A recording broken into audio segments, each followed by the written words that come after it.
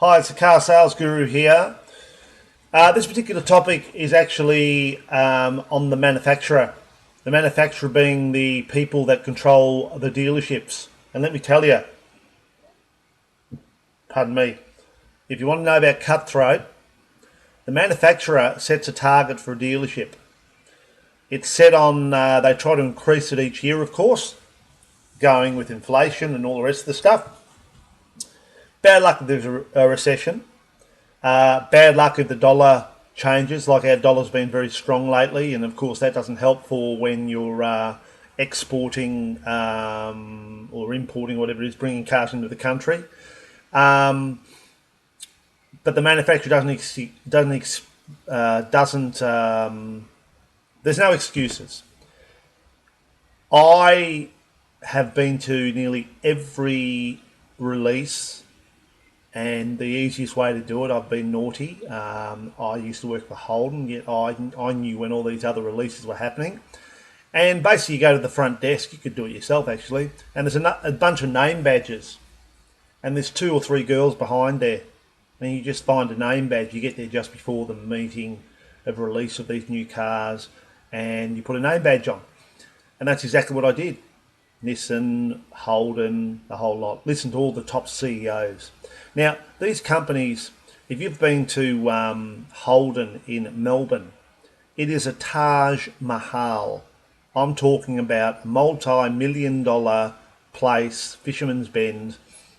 It has all the top CEOs here. It has Mike Devereaux and all these wonderful, wonderful heads of department that are getting paid money that we probably dream of. And we wonder why the dealerships get the pressure put on them. There's a reason. Because it costs a friggin' fortune to run the manufacturer. The manufacturer have people above them. GM, America. You know, it's funny, I sent a letter to Mike Devereaux, and I was told by his receptionist that he reads every single email. And then I got a reply 4 weeks later by someone not even to do with Mike Devereaux. Mike Devereaux is the managing director, CEO of GM Holden, and got a reply basically not interested. It's funny, this GM Holden have had probably 6, 7 managing directors, CEOs in the last 7 or 8 years. So, and they went basically nearly broke only 24 or 36 months ago, I can't remember. Now, Mike Devereaux's got a big job, and I think I've looked at him and watched him present, and he's very, very, very good. But I asked the man to reply to my emails that he so-called reads, and it wasn't to bag him, wasn't to bag the company. It was just to look at my emails, what I do here, just to look at them and see if there's some ideas in there that he might represent. Because I've been to his launches. They spend, an average launch would probably cost them 10, 20, maybe $30,000. I don't know. You know, we all sit there and we all pee in each other's pocket. We're all from different dealerships. You know, their plan, we're better than Ford, we're better than this and that. Then you go to a Ford one, we're better than Holden. Then you go to a Hyundai one, we're better than the lot put together. You know, I've been to every single one, and they all get up and say the same stuff. It's all statistics and all that. And you know, these statistics, every time a statistic gets put up, it costs the customer money, because they have to be able to pay for these rooms, the gala rooms, these CEOs. They have to be able to pay for all this. Where does it come from? The money doesn't just come from nowhere. It comes from profit out of these motor cars. So they put the pressure on the dealership. I've seen the managers, which they call the Vic managers or whatever for Holden, go into the dealership. Even though it's tough times, they increase the target and will not accept no. So what the dealership does at the end of the month is put on a heap of demos to be able to keep up with the target, and they put ridiculous targets on these deals. The pressure on the dealerships is just ridiculous, and they don't take no for an answer. A manufacturer can take a dealership off the could take the dealership off a family that have been in that business for 25 years, and that's a fact. In fact, I know one that's happening right now, and that's what manufacturers can do. They are the boss. They are designed to put pressure on dealers. I would be very surprised if the heads of department, and I know all of them from Holden, have ever sold a car. I'd be very surprised. And you know what? I used to get respect from my guys because I would clean a car as much as they would respect to clean a car. What I meant is, I wouldn't do something, I wouldn't get them to do something that I wouldn't do. I would like the manufacturers to actually see what the dealerships go through. Now, some of these guys may have run dealerships. Some of them may have went to college and have all these high degrees and so forth. But do they actually know how to sell a car? Do they actually know how to do a 6th edition sell on a motor car? Do they actually know how to have rapport with the customer and how to follow them up? Do they actually know, well, they'll know the ins and outs of the car, I know that much. But the plans for every time you see a run out, just don't forget you're getting a cheap car, but you're also about to get a car that's about to be whatever the bloody word I was just trying to say. You're actually getting a car that's just about to be updated, which means your car will depreciate. So you might think you're getting a great run out price, but if you're going to keep it forever, it doesn't matter. But most people keep their cars 3 to 5 years, and the new model comes out. Whatever you've just saved, you've just lost, because the new model comes out, and of course it's been superseded. That's the word I was looking for, superseded. So I was disappointed. I didn't. You know what? I've sent emails to 4 CEOs, one at Mazda, one at Honda, one at Ford, and I've got all their names and managing directors and all that, and not one of them has replied to me. And you know, I'm also a customer. They may take these videos as the wrong way, but I don't think I've said anything that is putting them down.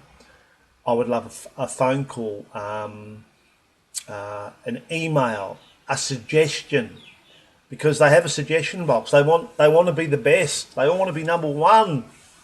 Every one of them want to be number one.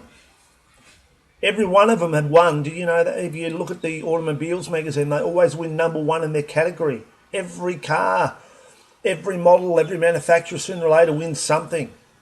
And the dealerships you're dealing with, sooner or later, all win the President's Award, or they all win the whatever the award. So awards have got nothing to do with it. Holden, this is what, for all the work they put the finance department through, the dealership and the service department and the spare parts, they get a medallion for their wall. That's what the dealer principal gets for 12 months of hard work of customer service. Now, I can understand they're pulling back because Toyota give these big trips away and all that. Really, you're paying for the trip. And I can understand why they do that, because GM were in lots of trouble.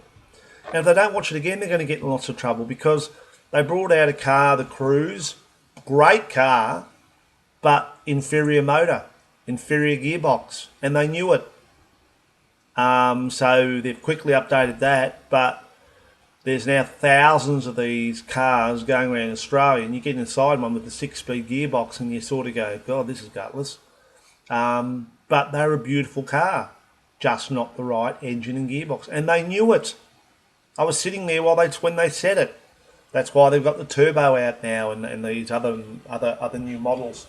They've got the hatchback coming out soon. I mean, these cars are getting dearer and dearer. They plan 12 months ahead, up to 12 months ahead, and they've already got the next models coming out. My suggestion to you would be get on the website, especially in America, because America always seems to be one step ahead of us, and find out what is coming out. Don't be afraid to ring the manufacturer and talk to customer service and find out what models are coming out in the very near future. because you might find there's an updated wagon coming out and that's exactly what you're after, yet you need a wagon now. Well, wait 2 months. 2 months ain't going to kill you, and do it from there. But I'm very disappointed with the manufacturers because I have I have emailed Mako at Mazda and the gentleman at Ford, and not one response, which means that either they know better.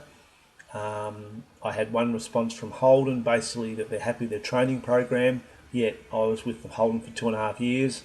What training program? That's what I say to you. Have it. Where's your training college? In Queensland, you must have a certificate to be able to sell a car. In Victoria, all you need is to be able to talk. Where's consistency that creates credibility? I put my vote out to all manufacturers. Where is your consistency? It's great relying on mystery customers.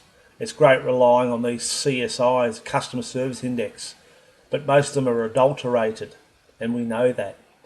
I remember them, a particular dealership that I worked at, they came back to the dealership and we would give them a slab of beer or a free tank of fuel. I know other dealerships that with the $3,000 those special credit cards had staff using them and the customer not. That's from Holden, and that's meant to be a company that's controlling these. Not just didn't happen once or twice, a couple of hundred times. All right, a couple of salesmen lost their job, but that's stealing from the customer. And the manufacturers are meant to be on top of all this. Well, Mr. Devereaux and all you other wonderful CEOs, it's people like myself. We're the ones on the tarmac. And I would listen to you. I'd love to talk to you any day face to face because I've got some ideas and some things that will definitely help you. But to be told by your guys that you are happy with your training program and your training regime right now by a very expensive guy, and I know you know who I'm talking about, your marketing manager, who emailed me and only really said about 13 words. I found that very, very disheartening and disappointing because I spent 20 years of my life sweating, walking that tarmac and selling motor cars the right way. And there's only one way, and that is honesty, integrity, and selling them with your heart, believing that the car is actually the car it is, not just believing it because you, the manufacturer, told me so. So if you've got training, show it to me, and I would love to see it. Why not have training where, I know your service department has training, bronze medallion, silver medallion, and gold medallion. I know that. But I don't see salesmen. I see trainers coming out to show them how the car is, how the new model is. I see that. That's not training. That's just showing them information. That's a walking brochure. So I really hope one of you CEOs actually see this and actually have for the sort of money you're getting paid. You shouldn't be afraid of anyone. I'd love to talk to you.